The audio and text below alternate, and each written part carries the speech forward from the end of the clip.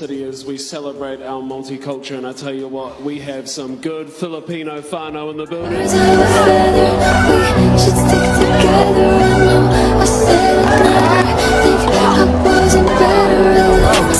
Alex Eala's savage six-word destruction didn't just silence an opponent, it detonated across the entire tennis world like a controlled explosion, and as if that wasn't enough, heartbreak soon followed with a blockbuster Australian Open withdrawal that left fans stunned. If you thought tennis was only about graceful rallies and polite applause, think again, because what unfolded here was pure chaos, the kind that drags a sport out of its traditional image and drops it straight into headline-grabbing entertainment. Make sure you subscribe for more deep dives into the most explosive moments shaking tennis right now, because this story has everything. Shocking accusations, psychological warfare, rising stars announcing themselves in brutal fashion, and emotions running completely out of control. It all begins with what may be one of the most outrageous accusations tennis has seen in years, a moment so surreal it felt scripted for a blockbuster thriller rather than a professional sporting event. After a crushing loss to Filipino sensation Alex Eala, Croatian player Petra Martino allegedly lost her composure in spectacular and unforgettable fashion. This wasn't your standard post-match frustration, no smashed racket, no muttered complaints under her breath. According to multiple eyewitnesses sitting courtside, this was deliberate, personal, and jaw-droppingly wild. As the crowd was still processing the result, Martino reportedly made an accusation so extreme that the atmosphere inside the stadium flipped instantly from polite applause to stunned disbelief. She allegedly claimed that Eala had been cheating throughout the match using hidden high-tech equipment, accusing her of concealing a miniature microphone inside her wristband that was transmitting live tactical instructions from her coaching team directly into her ear. Let that accusation sink in. This wasn't about questionable line calls or coaching violations. This was full-blown espionage, the kind of allegation that sounds more suited to intelligence agencies than tennis officials. Fans froze in place, heads turning, phones flying out to record the unfolding drama as murmurs rippled through the stands. Witnesses described Martino standing there with a look of absolute conviction, even a hint of triumph, as if she genuinely believed she had just exposed a massive scandal that would overturn her humiliating defeat. You could almost see the narrative forming in her mind, the imagined headlines, the sense of vindication, the belief that the loss would be erased and replaced with outrage directed at her opponent. The tension in the air was suffocating as everyone waited for the next move. Would officials intervene? Would equipment be checked? Was tennis about to face one of its most bizarre scandals ever? Then came the moment that transformed this incident from strange to legendary. Instead of reacting with anger, panic, or defensive explanations, Alex Eala delivered a response so calm and devastating that it instantly rewrote the narrative. She didn't argue. She didn't call for officials. She didn't even look remotely concerned. She locked eyes with Martino, her expression cold and unwavering, and delivered 6 words that instantly went viral across the tennis world: "You're not worth cheating for." 6 words. That's all it took. 6 words that carried more psychological damage than an entire match of trash talk. The brilliance of the line wasn't just in its denial of the accusation, it was in its implication. Eala wasn't simply saying she didn't cheat. She was saying that even if cheating were an option, even if she had access to all the technology imaginable, Martino wasn't a worthy enough opponent to justify the effort. It was a complete dismissal of her competitive relevance, delivered with surgical precision. The crowd reportedly gasped. Some laughed in disbelief, others stood frozen as the weight of the moment landed. Martino's confident posture reportedly crumbled almost instantly, her expression shifting as the realization set in that she had just been verbally dismantled in front of thousands. This wasn't just a comeback, it was a career-defining moment of composure and savagery that will be replayed for years. But astonishingly, the chaos didn't end there. Moments later, the umpire called both players to the net, a move that most assumed would be for routine procedure, a warning, or perhaps clarification about the accusation. What was said remains unclear, but according to eyewitness accounts, it was enough to push Martino completely over the edge. She allegedly snapped, her frustration boiling over as she moved aggressively toward Eala in a moment of pure emotional collapse. The crowd erupted, security rushed in, and officials scrambled to de-escalate a situation that had spiraled far beyond the boundaries of a normal post-match exchange. It was raw, unfiltered drama that shattered the illusion of tennis as a purely gentlemanly sport and exposed the intense pressure, ego, and emotional volatility that lives beneath the surface. While the confrontation dominated headlines, it would be a mistake to ignore the most important truth behind the spectacle. Alex Eala is backing up every word with extraordinary tennis. At just 20 years old, the Filipino rising star isn't relying on talk or theatrics. Her run at the ASB Classic in Auckland has been nothing short of a breakthrough statement to the entire tour. That controversial match against Marquino wasn't just emotionally charged, it was brutally one-sided on the scoreboard. Eala dismantled her opponent 6-0, 6-2 in a performance so dominant it appeared to drive Marquino into desperation. From there, Ella's momentum only intensified. Her quarterfinal clash against Poland's Magdalena Linette, the tournament's fifth seed, was seen as a real test. History favored the Pole heavily. Linette had beaten Eala twice before, using her experience and tactical discipline to neutralize the younger player. On paper, the narrative was clear: experience over youth, control over aggression. But this was not the same Alex Eala from those earlier encounters. From the first ball, it was obvious something had changed. Eala played with fearless intent, stepping inside the baseline, taking risks, and refusing to be pushed into defensive patterns. She didn't just beat Linette, she dominated her, winning 6-3, 6-2 in a match that felt even more lopsided than the scoreline suggested. Winners flew off her racket from impossible angles, her serve found its rhythm, and her movement was sharp and relentless. Most impressively, she showed zero hesitation against a player who had previously had her number.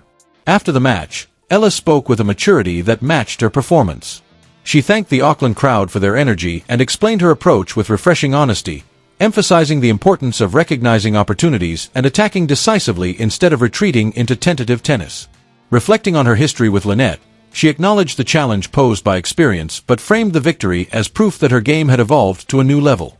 Looking across her entire Auckland campaign, the progression has been remarkable. As the fourth seed, expectations were already high, yet she exceeded them at every stage. Her opening round battle against Donna Vake was a grueling three-set test of resilience that she survived through sheer mental toughness. That was followed by the infamous Marquino demolition and now the authoritative victory over a seeded opponent who once dominated their head-to-head.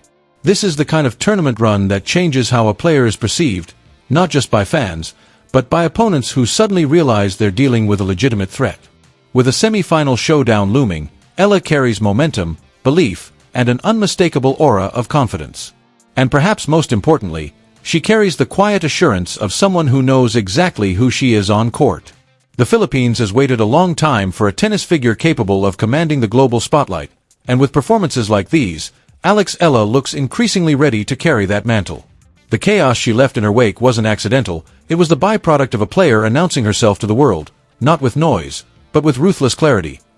While Alex Eala's rise has electrified fans and injected fresh energy into the tour, the tennis world was simultaneously hit with genuinely heartbreaking news that cast a long shadow over the Australian summer. Australian fans woke up to confirmation they had been dreading yet secretly expecting. Nick Kyrgios, the most polarizing, magnetic, and unpredictable figure in modern Australian tennis, officially ruled himself out of accepting a singles wild card for the Australian Open. For a tournament that thrives on spectacle, personality, and drama, this was a devastating blow. Kyrgios isn't just a player, he's an event. His presence alone changes ticket sales, television ratings, and the emotional temperature of Melbourne Park. And yet, despite months of hope, speculation, and cautious optimism, the singles dream for Melbourne 2026 is officially over. Kyrgios announced the decision himself via social media, delivering a surprisingly candid and mature explanation that revealed the harsh reality behind the scenes. His body, he admitted, simply isn't ready for the brutal physical demands of best-of-5-set tennis stretched across 2 relentless weeks. While he will still appear in the doubles draw alongside his close friend Thanasi Kokkinakis, ensuring at least some Kyrgios chaos and crowd-pleasing moments, the headline is unavoidable. There will be no Kyrgios singles comeback this Australian Open. When you examine the numbers, the situation becomes even more sobering. Multiple surgeries on his wrist and knee have reduced one of the most gifted players of his generation to just 7 singles matches over the past 3 years.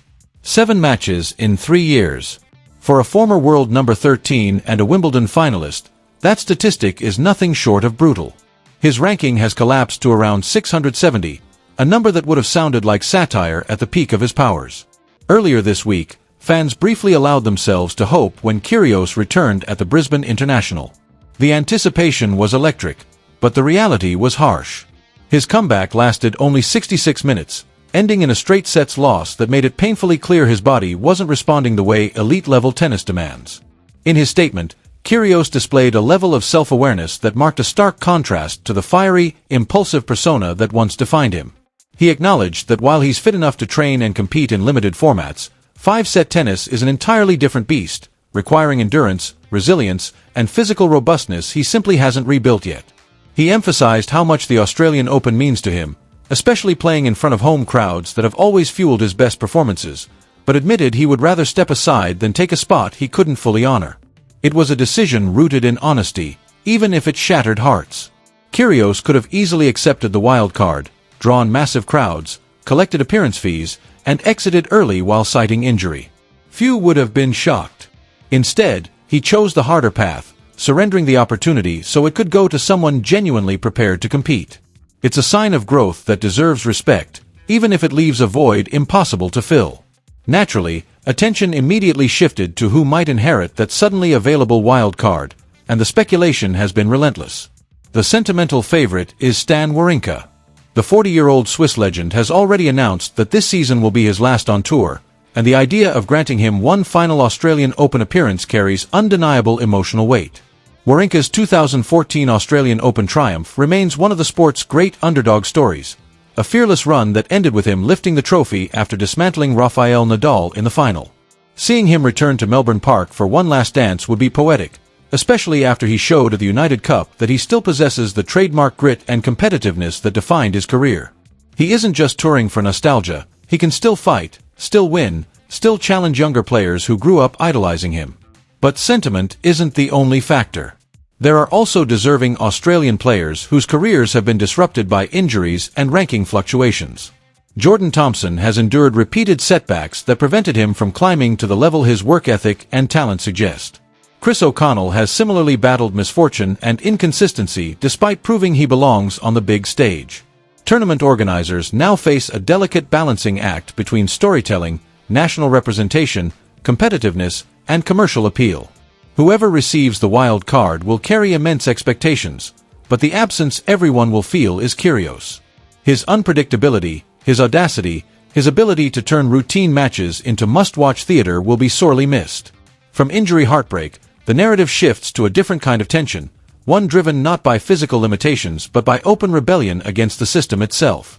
Aryna Sabalenka, the reigning Australian Open champion and current world number 1, has launched a blistering critique of the WTA Tour schedule, labeling it insane, unsustainable, and actively harmful to players' longevity. But unlike many complaints that fade after a press conference, Sabalenka is backing her words with action.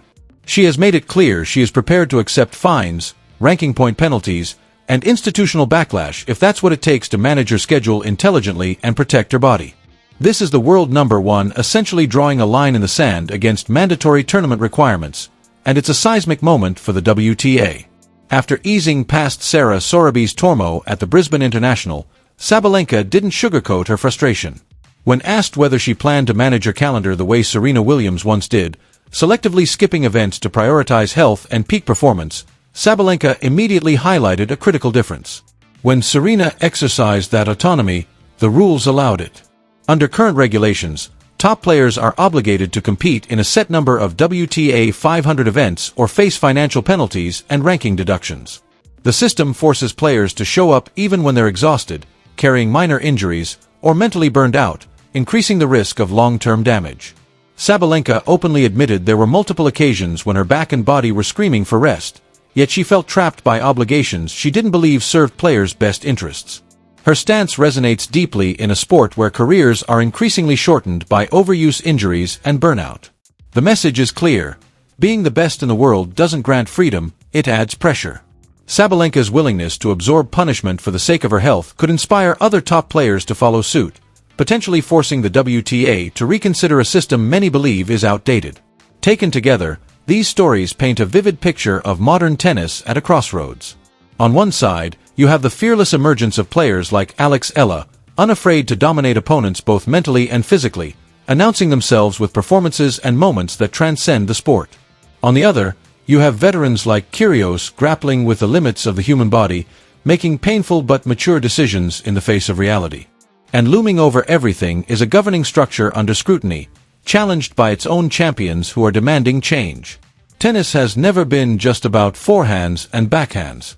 It's about personalities, power struggles, resilience, and the constant tension between ambition and survival. As the Australian summer unfolds, one thing is certain: the drama is far from over, and the stories shaping this season will be remembered long after the trophies are lifted.